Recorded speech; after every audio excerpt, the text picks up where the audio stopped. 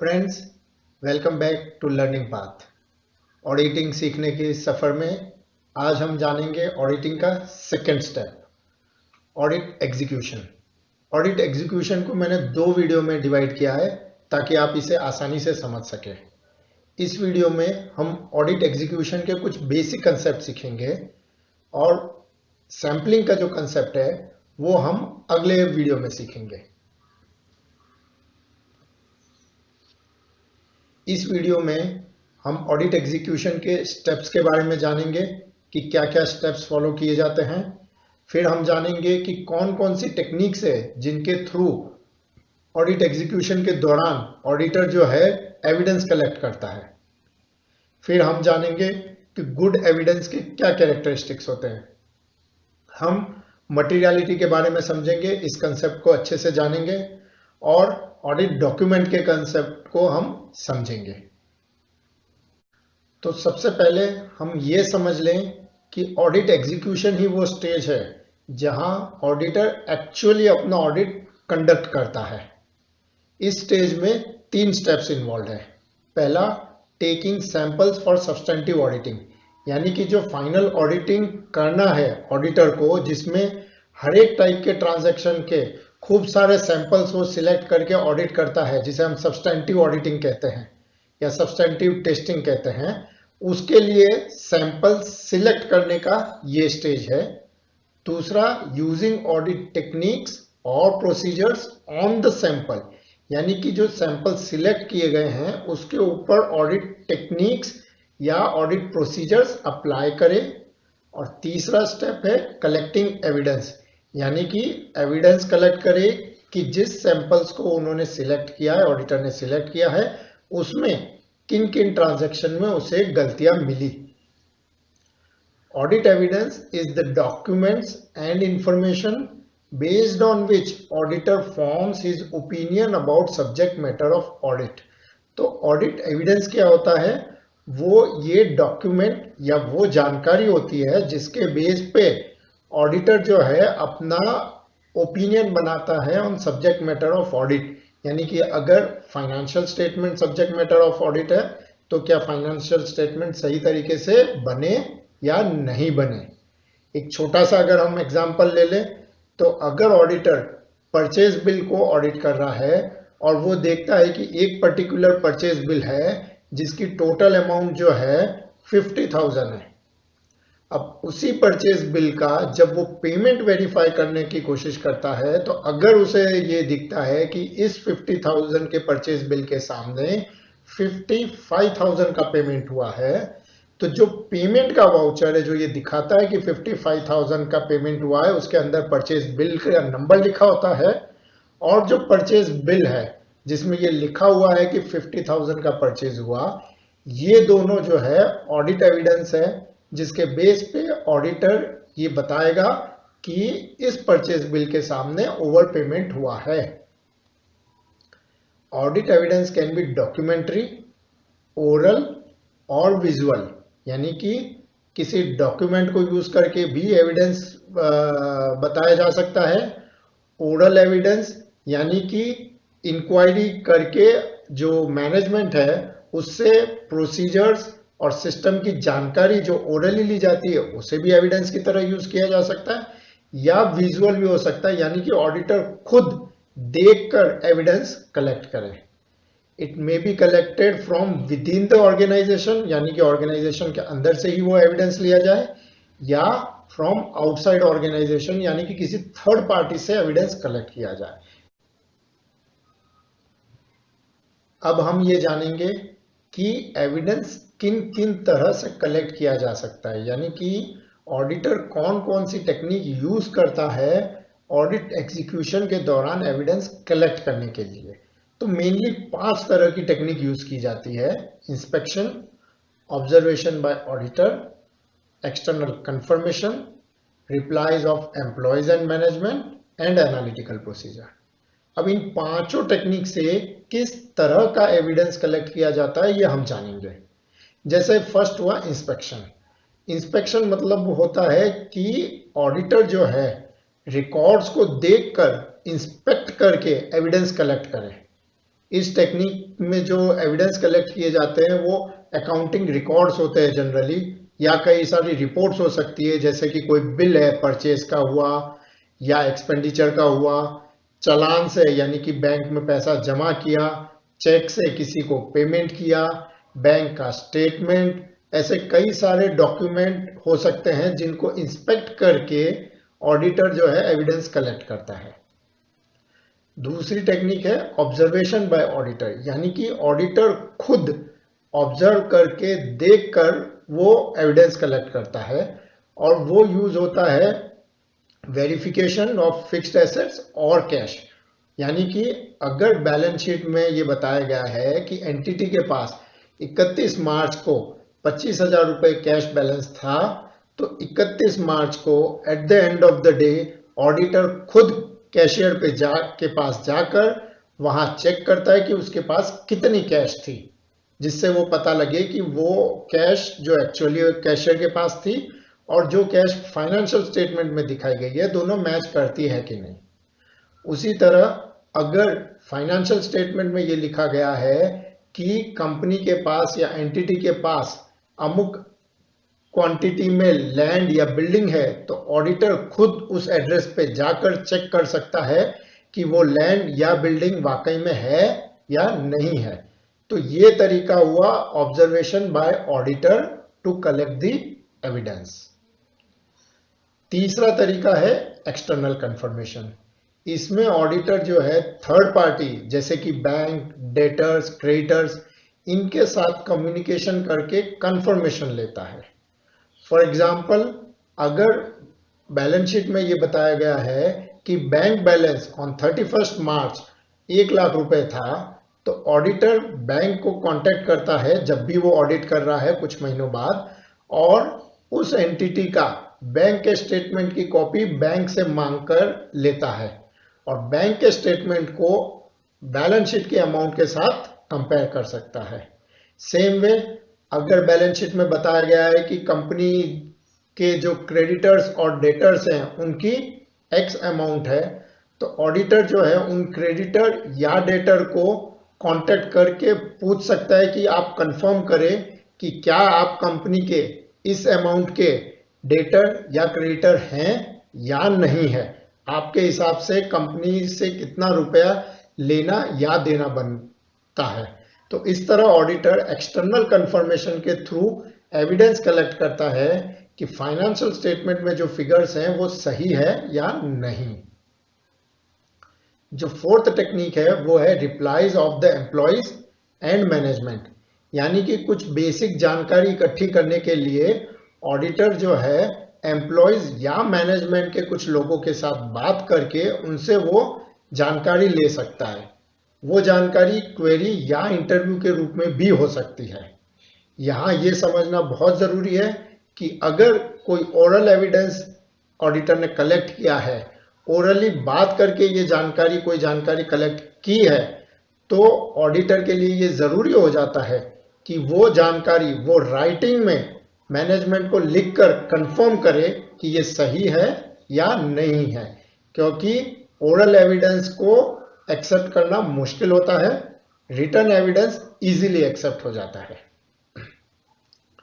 Last technique of collecting evidence है analytical procedures, यानी कि जिसमें calculation of ratio, trend analysis ये इन्वॉल्व होता है।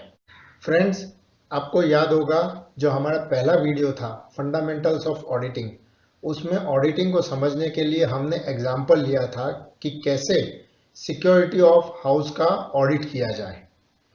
उसी एग्जाम्पल को लेते हुए हम ये समझने की कोशिश करेंगे कि अगर सिक्योरिटी ऑफ हाउस का ऑडिटिंग होता है तो अलग अलग ऑडिटिंग टेक्निक के थ्रू किस तरह के एविडेंस जो है ऑडिटर कलेक्ट करेगा।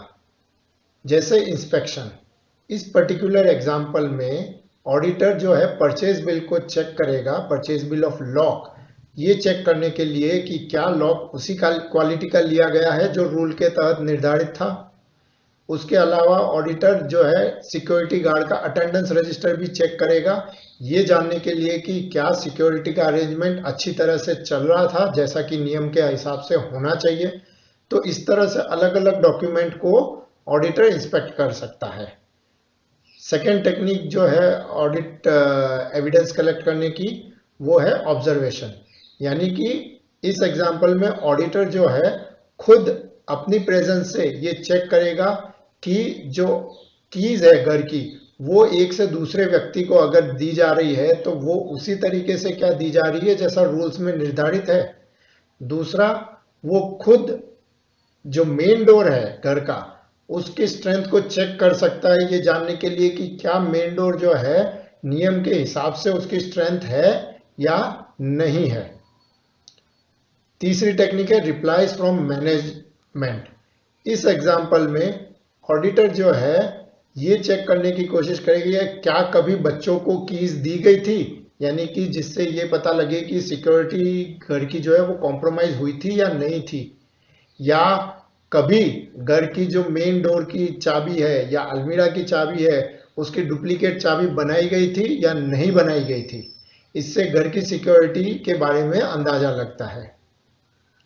जो चौथा टेक्निक है कलेक्शन ऑफ एविडेंस का, वो है एक्सटर्नल कंफर्मेशन। यानी कि इसमें इस एग्जाम्पल में ऑडिटर जो है वो नेबर्स को पूछ सकता है कि घर के लोगों का बिहेवियर कैसा है, क्या वो रूल्स जो सेफ्टी रूल्स है उनको जनरली फॉलो करते हैं या नहीं करते हैं, या जो सिक्योरिटी पर्सनल है वो बाहर सिक्योरिटी करते हैं या नहीं करते हैं। तो इस तरह से एविडेंस कलेक्ट करेगा। इस पर्टिकुलर एग्जाम्पल में एनालिटिकल प्रोसीजर से एविडेंस कलेक्ट नहीं हो पाएगा क्योंकि एनालिटिकल प्रोसीजर का यूज जनरली और फाइनेंशियल स्टेटमेंट की ऑडिट में होता है।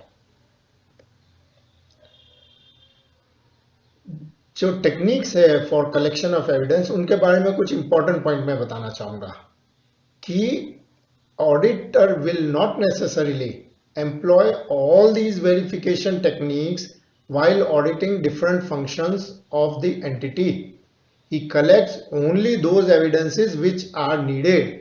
यानी कि कोई भी पर्टिकुलर फंक्शन ऑडिट करते वक्त जरूरी नहीं है कि ऑडिटर सभी टेक्निक्स को हर ट्रांजैक्शन को वेरीफाई करने के लिए यूज करे। जैसे कि हमने प्रीवियस एग्जांपल में देखा या पहले हमने बात की कि अगर जो परचेजेस की गई है उनके पेमेंट को वेरीफाई करना है तो ऑडिटर को मेनली वेरिफिकेशन टेक्निक यूज करनी होगी। उसमें ऑब्जर्वेशन या एनालिटिकल प्रोसीजर यूज करने की जरूरत नहीं है। तो हर एक जो रूल जो वेरीफाई करना है ऑडिटर को, उसके लिए जो रेलेवेंट टेक्निक है वही टेक्निक ऑडिटर यूज करता है। Some techniques to collect evidence are used for both testing of controls and substantive testing. So same technique, यानी कि जो टेस्टिंग ऑफ कंट्रोल है जिसे हमने कहा था कि ये एक तरह का मिनी ऑडिट होता है ऑडिटर के लिए मेन ऑडिट करने से पहले, तो टेस्टिंग ऑफ कंट्रोल और सब्सटेंटिव टेस्टिंग दोनों में same type of techniques use की जाती है कलेक्शन ऑफ एविडेंस के लिए। जहां तक इन टेक्निक्स की बात है, टेस्टिंग ऑफ कंट्रोल और सब्सटेंटिव टेस्टिंग में कोई फर्क नहीं होता है। The degree to which an auditor collects evidence and applies verification techniques is based on the auditor's professional judgment. मतलब कौन से ट्रांजैक्शन में कौन सी टेक्निक यूज करनी और कैसे एविडेंस कलेक्ट करना, ये ऑडिटर के अपने प्रोफेशनल जजमेंट पे डिपेंड करता है, यानी कि जिसमें उसका नॉलेज उसका एक्सपीरियंस वो काम में लेता है। All kinds of evidence does not have the same value. जैसा कि हमने डिस्कस किया था कि अगर कोई एविडेंस ओरली कलेक्ट किया गया है तो उसकी वैल्यू उतनी नहीं होती है। इसलिए जरूरी है कि ओरल एविडेंस को ऑडिटर जो है राइटिंग में मैनेजमेंट से पूछकर कंफर्म कर ले। Same way physical evidence is best kind of evidence, यानी कि जो एक डॉक्यूमेंट में लिखा हुआ है वो एविडेंस, फिजिकल एविडेंस सबसे बेस्ट एविडेंस होता है जिसे कोई नहीं झुठला सकता। अब यहाँ पे जो फिफ्थ टेक्निक है कलेक्शन ऑफ एविडेंस की, यानी कि एनालिटिकल प्रोसीजर, उसके बारे में हम थोड़ा सा डिटेल में समझेंगे क्योंकि ये एक अपने आप में अलग तरह की प्रोसीजर है। Evaluation of financial and non financial data with respect to relations among various data items is what is called analytical procedure. For example, relation between marketing expenditure and sales, relation between purchase, sales and stock. यानी कि जो भी accounting information है उसमें जितने अलग अलग type के अकाउंट्स होते हैं उनके बीच में रिलेशंस होते हैं. हम जानते हैं कि जहां पे अगर मार्केटिंग एक्सपेंडिचर बढ़ रहा है तो सेल भी बढ़ा होगा, या परचेज अगर ज्यादा हुआ है और सेल कम हुआ है तो ऑब्वियसली स्टॉक में इंक्रीज हुआ होगा. तो इन रिलेशन को समझकर इनके डेटा को जब एनालिसिस करके ऑडिटर एविडेंस कलेक्ट करता है तो उसे एनालिटिकल प्रोसीजर कहते हैं. Analytical procedure should be used as evidence keeping all other aspects into consideration. Otherwise, it can be a weak evidence. For example, जैसा कि हम जानते हैं कि अगर परचेज ज़्यादा है, सेल कम है, तो स्टॉक बढ़ जाएगा. अब एनालिटिकल प्रोसीजर के थ्रू अगर ऑडिटर ने ये कैलकुलेट किया कि परचेज ज़्यादा और सेल कम होने के बावजूद स्टॉक कम हुआ है, तो ये अपने आप में फाइनल एविडेंस नहीं है, फाइनल प्रूफ नहीं है. एनालिटिकल प्रोसीजर के थ्रू ऑडिटर को एक लीड मिलती है, एक डायरेक्शन मिलता है कि शायद कुछ गड़बड़ हुई है, कुछ गलत हुआ है. तो जब इस तरह की कोई गड़बड़ एनालिटिकल प्रोसीजर के द्वारा ध्यान में आती है तो ऑडिटर जो है बाकी के दूसरी जो प्रोसीजर है यानी कि inspection, replies from management, observation, इनको यूज करके एडिशनल एविडेंस कलेक्ट करता है सो दैट वो एस्टैब्लिश कर सके कि क्या गलती हुई है. दो analytical procedures can be perform at any stage, it is most useful at the audit planning stage. यानी कि ऑडिट प्लानिंग के वक्त ही जो एंटिटी का सारा रिकॉर्ड है उसको यूज करके ऑडिटर उनके ऊपर एनालिटिकल प्रोसीजर्स यूज करता है ताकि उसे कुछ लीड्स मिल सके कि कहां गलती हो सकती है. Information gathered through analytical procedures cannot be used directly as audit evidence. It helps in getting clues. Actual evidence needs to be gathered through other techniques. तो ये हमने जैसा कि जाना अकेले एनालिटिकल प्रोसीजर का जो रिजल्ट है वो एविडेंस एक्सेप्टेबल नहीं होता है, उससे क्लू मिलता है जिससे ऑडिटर आगे बढ़ के दूसरी टेक्निक से एक्चुअल एविडेंस कलेक्ट कर सकता है.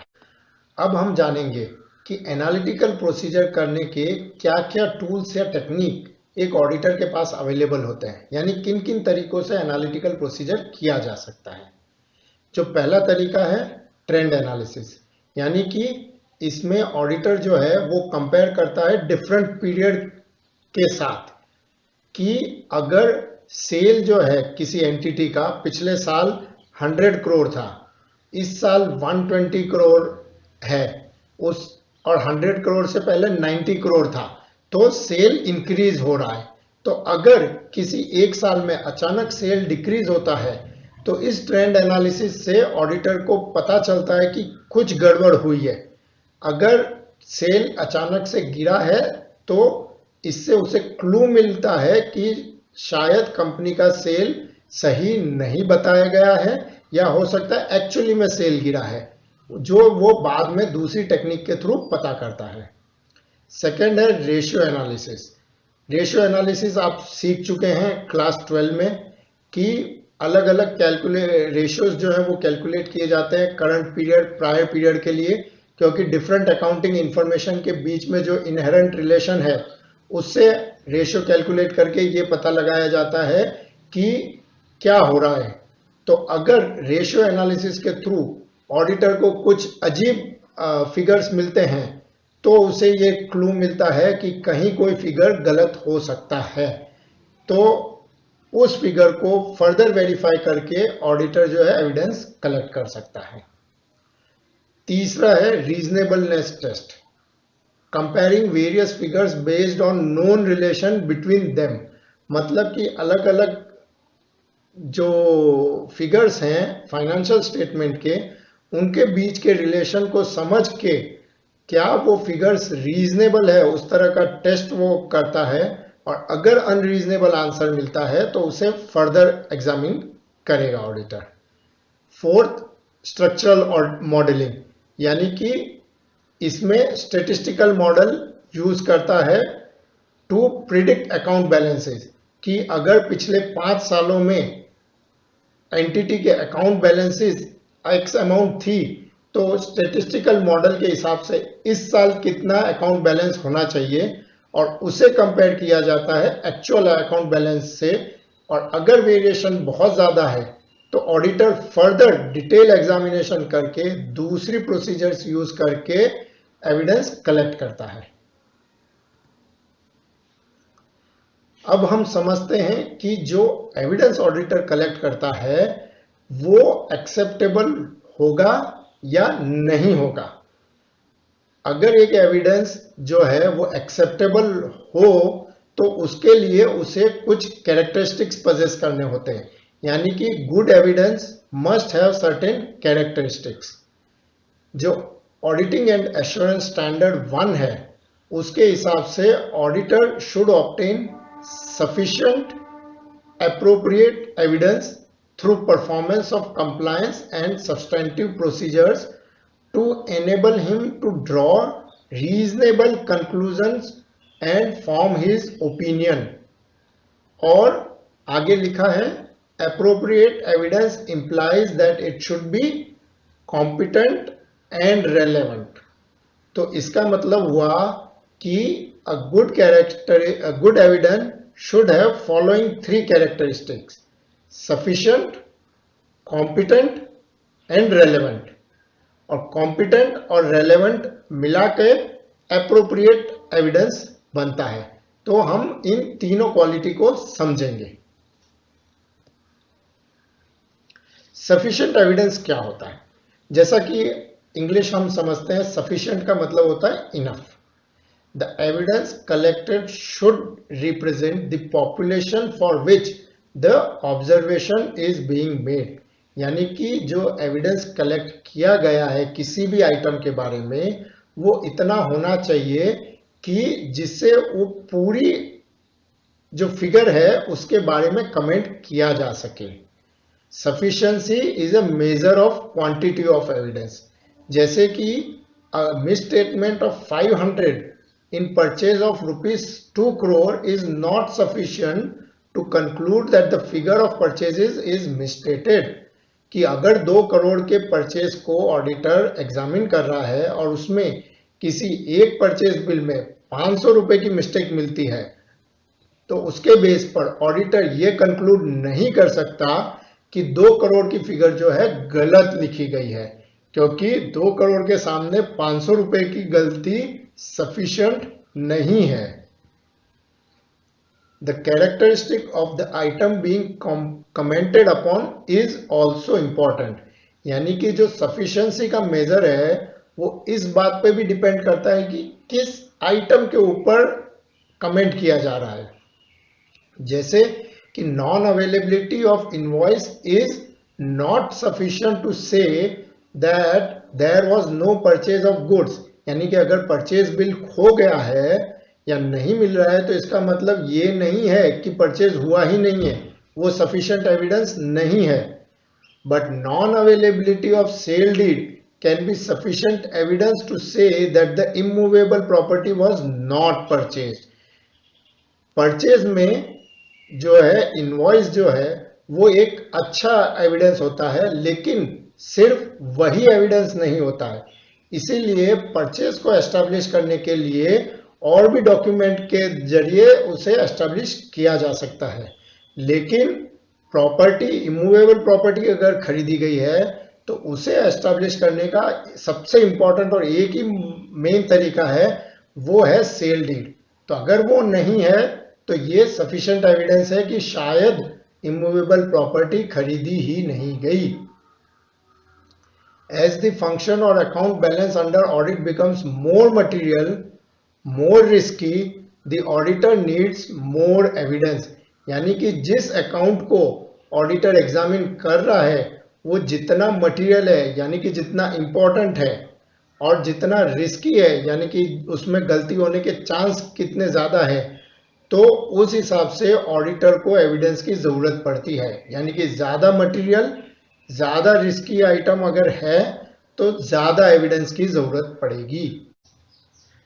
गुड एविडेंस का दूसरा कैरेक्टरिस्टिक है competent evidence. What is competent evidence? The evidence should have the strength to prove the observation of the auditor. The test of competence is that any reasonable person would agree to the conclusion made by auditor based on the evidence collected. यानी कि वो evidence इतना competent होना चाहिए कि जिस किसी व्यक्ति को दिखाया जाए वो वही कंक्लूजन देगा जो ऑडिटर का कंक्लूजन है। जो कॉम्पिटेंस है उसको प्रूव करने के लिए या इवैल्यूएट करने के लिए कुछ कैरेक्टरिस्टिक्स देखे जाते हैं। यानी फर्स्ट है उसमें source. Consider the source of evidence. Competent evidence comes from independent sources outside the client, यानी कि क्लाइंट के बाहर, कंपनी के बाहर से जो एविडेंस कलेक्ट किया जाए इंडिपेंडेंटली, वो ज्यादा कॉम्पिटेंट होता है। फॉर एग्जाम्पल, अगर बैंक बैलेंस जानना है, उसके लिए एविडेंस कलेक्ट करना है, तो कंपनी के रिकॉर्ड्स के हिसाब से जो बैंक बैलेंस है उसके मुकाबले बैंक जो अपने बैंक स्टेटमेंट में बैलेंस बताता है वो ज्यादा कॉम्पिटेंट है। A system with good internal control is good source of evidence, यानी कि अगर इंटरनल कंट्रोल सिस्टम अच्छे से चल रहा है तो उससे जो एविडेंस निकल के आ रहा है वो ज्यादा कॉम्पिटेंट है।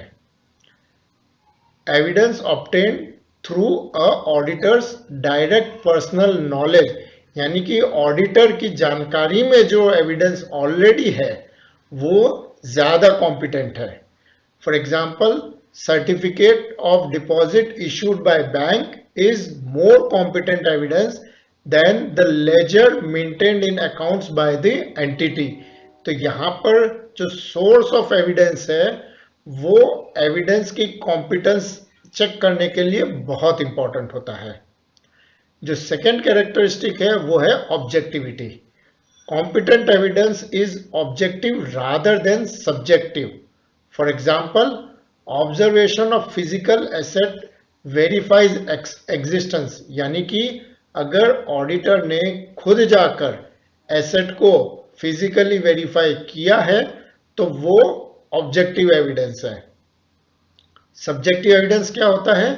Opinion of credit manager about collectability of accounts receivable, यानी कि जो एंटिटी का क्रेडिट मैनेजर है अगर वो अपना ओपिनियन देता है कि कंपनी का जो टोटल डेट है उसमें से 95% जो है कलेक्टिबल है, यानी कि वो पैसा फ्यूचर में आ जाएगा, तो वो उस क्रेडिट मैनेजर का ओपिनियन है, सब्जेक्टिव ओपिनियन है, वो सही एविडेंस नहीं होता, कॉम्पिटेंट एविडेंस नहीं होता है। जो थर्ड कैरेक्टरिस्टिक है गुड एविडेंस का वो है रेलेवेंट एविडेंस। रेलेवेंट क्या होता है? Evidence must relate to auditor's objective and the item of financial statement for which observation is being made, यानी कि अगर परचेज के फिगर का ऑडिट किया जा रहा है तो जो एविडेंस है एक वो परचेज से संबंधित होना चाहिए और दूसरा ऑडिटर्स ऑब्जेक्टिव, यानी कि अगर ऑडिटर परचेज का टोटल वेरीफाई करने की कोशिश कर रहा है तो वो ऑब्जेक्टिव ऐसा होना चाहिए जिससे परचेज का टोटल अमाउंट जो है उसे एस्टैब्लिश किया जा सके। कुछ एग्जांपल्स से हम इसे समझेंगे। Counting cash is very relevant for testing the existence of cash, यानी कि कैश एक्चुअल में है या नहीं उसके लिए सबसे रेलेवेंट अगर कोई एविडेंस है तो वो है काउंटिंग। बाकी सारे एविडेंस जो है रेलेवेंट नहीं है कि बुक्स में क्या बैलेंस है या कुछ दिनों पहले क्या बैलेंस था, ये सारे एविडेंस रेलेवेंट नहीं होते हैं। Non-availability of counterfoils of checkbook is not relevant to determine the correctness of bank balance, यानी कि चेकबुक में जो काउंटर फॉइल होता है जिसके ऊपर लिखा जाता है हर एक चेक के बारे में कि वो किसे इश्यू किया गया है, अगर वो अवेलेबल नहीं है तो इसका मतलब ये नहीं है कि बैंक बैलेंस सही नहीं है। बैंक बैलेंस एस्टैब्लिश करने के लिए जो रेलेवेंट एविडेंस है वो है बैंक का स्टेटमेंट, न कि चेकबुक का काउंटर फॉइल। रेलेवेंसी का एक और क्राइटेरिया है, evidence should be related to the period for which financial statement is being audited. For example, the auditor observes the client counting inventory on the balance sheet date, वो relevant evidence है। यानी कि अगर balance sheet की date पर जो inventory है उसकी अमाउंट जो है 50 लाख दिखाई जा रही है, तो बैलेंस शीट की डेट पर ही जब ऑडिटर खुद प्रेजेंट रह के इन्वेंट्री काउंट चेक करता है तो वो रेलेवेंट एविडेंस है। नॉट सो रेलेवेंट एविडेंस वो क्या होता है, the client counts the inventory 1 month before the balance sheet date. Okay, ये रेलेवेंट एविडेंस नहीं है, क्योंकि 1 महीने पहले काउंट की हुई इन्वेंट्री बैलेंस शीट की डेट आते आते तक काफी चेंज हो सकती है। तो बैलेंस शीट में जो इन्वेंट्री की अमाउंट लिखी है वो 1 महीने पहले वेरीफाई की हुई इन्वेंट्री से मैच नहीं की जा सकती, वो रेलेवेंट एविडेंस नहीं है।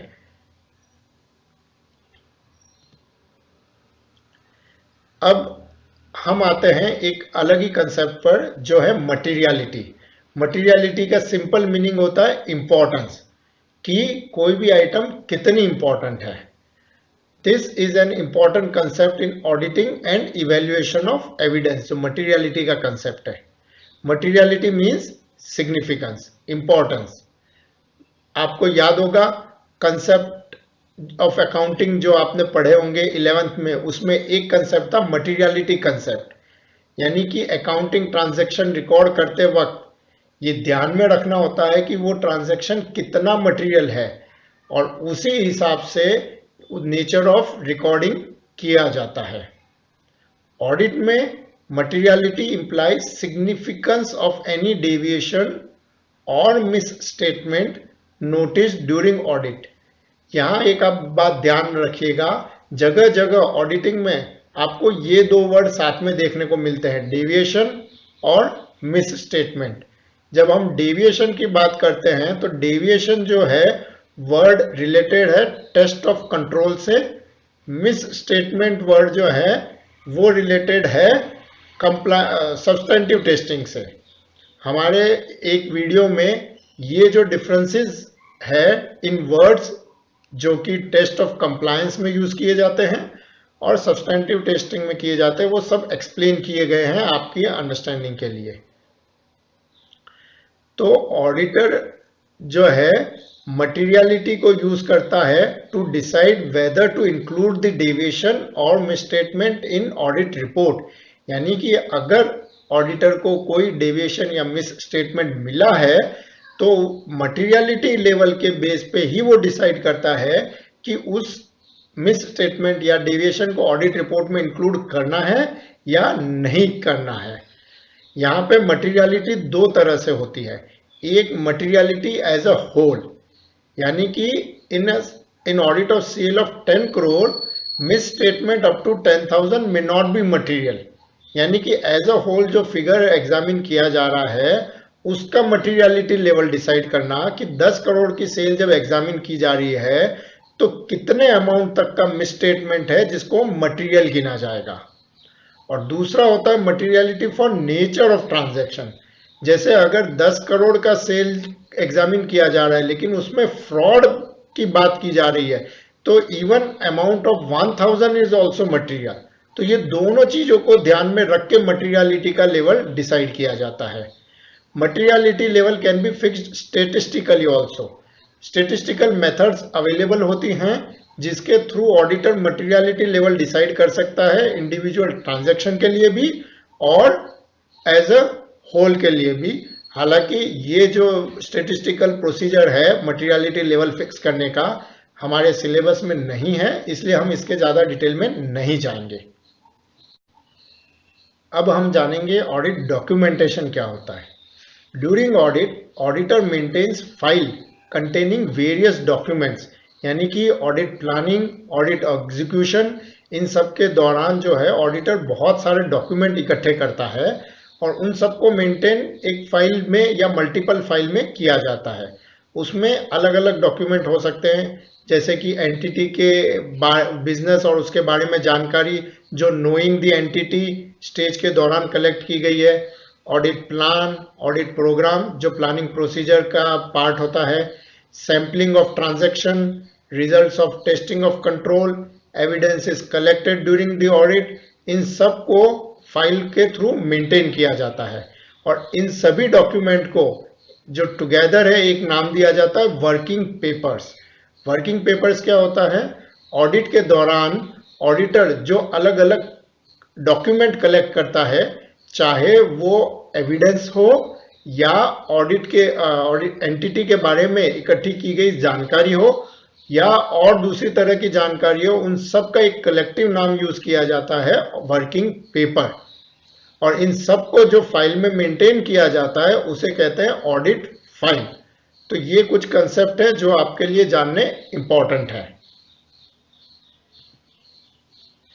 फ्रेंड्स, आई होप इस वीडियो के द्वारा आपको समझ में आ गया है कि ऑडिट एग्जीक्यूशन स्टेज के बेसिक कंसेप्ट्स क्या होते हैं और कैसे ऑडिटर जो है ऑडिट एग्जीक्यूट करता है। अगर आपको ये वीडियो पसंद आया है तो लाइक बटन जरूर दबाएं and do subscribe the channel. If you have any query or doubt please share in the comment section और दूसरे वीडियो ऑडिटिंग पर देखते रहें। Thank you.